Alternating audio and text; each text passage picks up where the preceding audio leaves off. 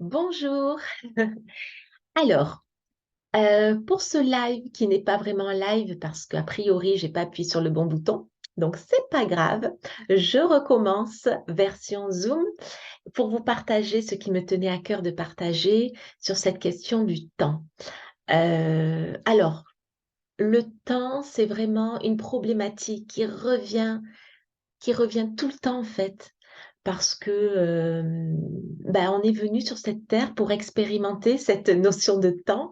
Et comme c'est difficile de l'appréhender, de l'optimiser, de surfer sur la vague du temps.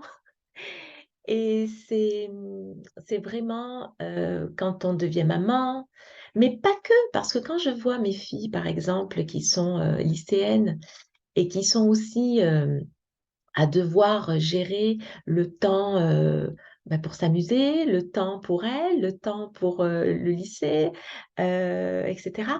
C'est pas plus facile.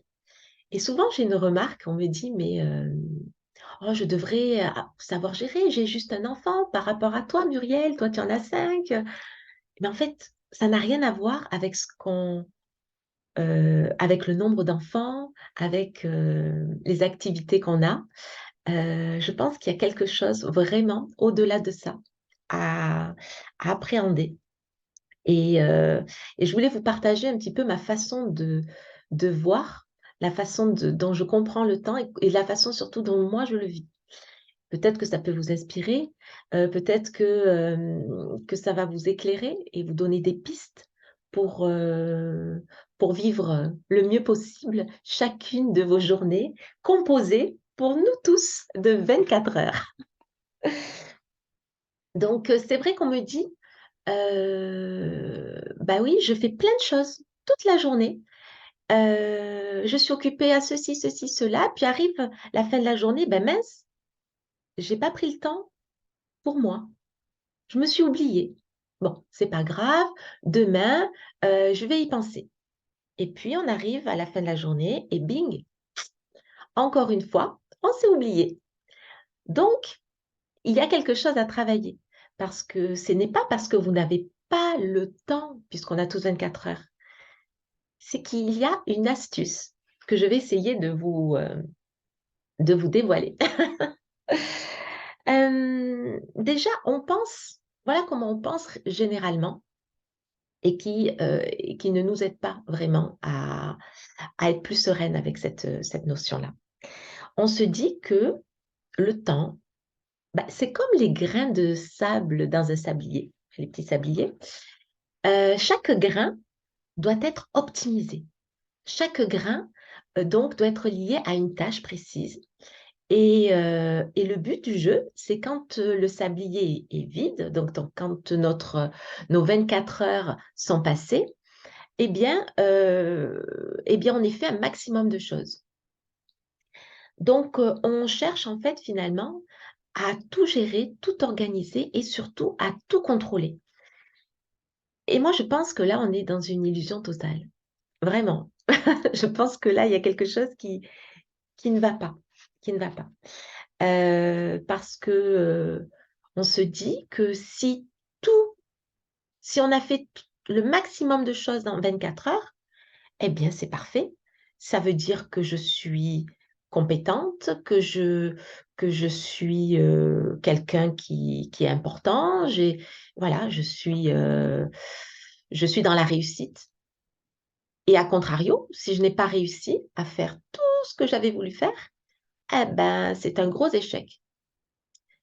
Et du coup, ça entraîne beaucoup de frustration et une image de soi plutôt négative. Mais ça, c'est vraiment dommage.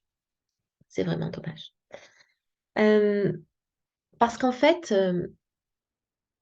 on cherche à l'extérieur alors qu'on a toujours les solutions à l'intérieur de nous. Mais alors, quelles sont ces solutions?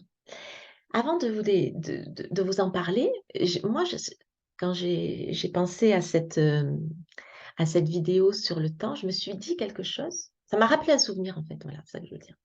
Ça m'a rappelé un souvenir. Ça m'a rappelé le souvenir quand j'étais à l'hôpital à la naissance de mes jumelles. Donc, j'avais à cette époque mes deux aînés qui avaient 3 et 5 ans, qui étaient en maternelle. Et donc, j'ai accouché de mes deux poupettes. Et là, une infirmière est passée et elle m'a dit, Madame, est-ce que vous avez pris conscience que vous avez quand même deux enfants en bas âge? Là, vous avez deux bébés.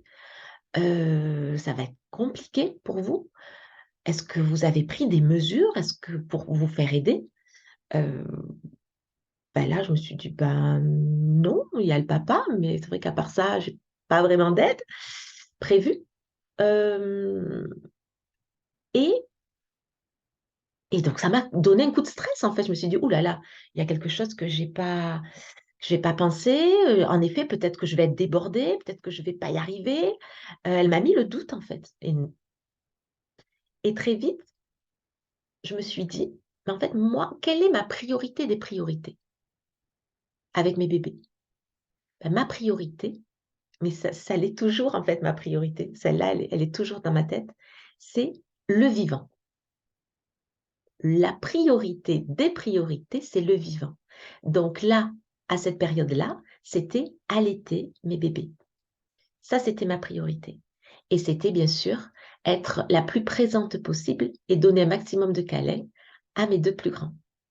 Voilà, ça, c'était numéro un, numéro un.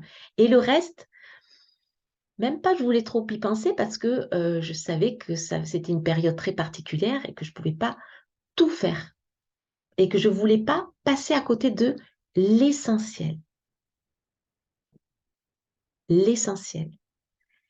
Et donc, je me souviens que quand il m'arrivait que mes bébés étaient prêts, elles étaient prêtes toutes les deux, euh, elles étaient allaitées, qu'elles étaient dans la poussette, moi j'étais prête et qu'on partait sur le chemin de l'école pour aller à la maternelle, récupérer mes deux grands, bah, j'étais mais tellement contente parce que c'était même pas dans mes objectifs premiers.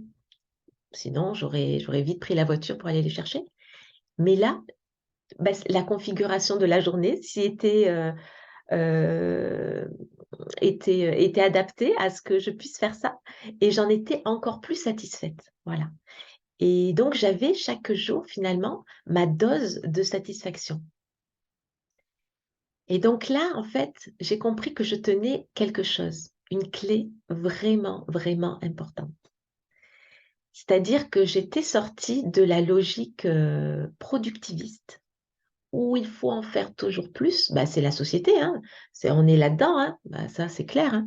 C'est-à-dire qu'il faut faire toujours plus, toujours mieux, être plus efficace, être au top du top. Nous, les superwomen, on doit faire encore plus que plus parce qu'on doit prouver qu'on est les meilleurs. Et donc, notre emploi du temps doit refléter tout ça. Ah oui, sinon, ça va pas. Et ben non, ça va pas. En fait, non. Pourquoi s'infliger tout ça, en fait? Non. Moi, je pense que le plus important, c'est d'aller à l'essentiel. Quel est votre essentiel à vous dans votre journée? Quelle est la chose la plus importante à faire? Donc moi, dans ma logique, le vivant, ben, je m'incluais aussi dedans. Je suis vivante. J'ai un corps, j'ai un esprit. Donc je dois m'occuper de moi parce que ça fait partie de mes valeurs hautes et que je ne peux pas passer à côté de ça. Donc, Donc, c'est se poser ce genre de questions, en fait, qui permet, selon moi, d'avoir une autre perception du temps. Vraiment. Voilà. Donc, moi, je vous invite à vous demander si aujourd'hui, vous êtes toujours dans cette logique productiviste ou si, au contraire, vous arrivez à voir ce qui est important, voire essentiel, donc du coup, à dégager vos priorités. Et c'est sûr que quand on est dans cette logique de chercher l'essentiel, ben, ça veut dire qu'il faut faire des choix. Oui, il faut faire des choix. Faire des choix, c'est renoncer. Oui, c'est vrai. Mais renoncer, c'est surtout se dire à quoi j'ai vraiment envie de me consacrer. Moi, par exemple, aujourd'hui, ce que j'ai envie de me consacrer toujours aux vivants, donc aux enfants, à moi, à vous, aux relations humaines. Pour moi, ça fait partie de mes priorités. C'est comme ça que je fonctionne. C'est ça qui donne du sens à ma vie. C'est ça qui me fait me lever chaque jour. C'est ça qui me met de bonne humeur. C'est ça qui me met en joie, tout simplement. Donc, je vous invite à aller chercher ce qui vous met en joie. Et c'est votre fil rouge, en fait. C'est ça qu'il faut dérouler tout au long de votre journée. Et vous le rappelez tout au long de la journée. Est-ce que quand je choisis de faire ceci ou je choisis de faire cela, est-ce que ça correspond à ce que je veux vraiment? Voilà. Donc c'est un petit peu le message que j'avais envie de vous partager. On ne peut pas tout gérer. Vouloir tout contrôler, c'est juste une illusion. Être happé par les urgences, par les sollicitations extérieures, euh, par les sollicitations de la famille, des amis, la pression sociale, etc. Attention, attention. Vous avez le pouvoir d'accepter ou de refuser. C'est pas un chemin facile et c'est vrai que dans mes accompagnements, on travaille vraiment là-dessus parce que c'est quelque chose de très important. Mais ce sont vraiment des questions euh, qu'on est obligé de se poser pour sortir de ce mécanisme et de ces habitudes. Voilà. Donc, bah, c'était un petit peu ce que je voulais vous partager. Et j'aimerais bien que vous me disiez si vous partagez aussi mon point de vue ou si mon point de vue vous a aidé à prendre conscience de certaines choses. Comment vous pouvez compléter ce que je viens de dire parce que je peux plus, j'ai pas tout dit et en quelques minutes comme ça, c'est difficile et puis c'est pas personnalisé, hein, donc je parle de manière très générale. Euh, voilà, dites-moi, j'aimerais vraiment vos retours parce que ben, ça fait évoluer moi aussi mes propres perceptions et j'espère aussi les vôtres. Je vous souhaite une magnifique journée. Au revoir.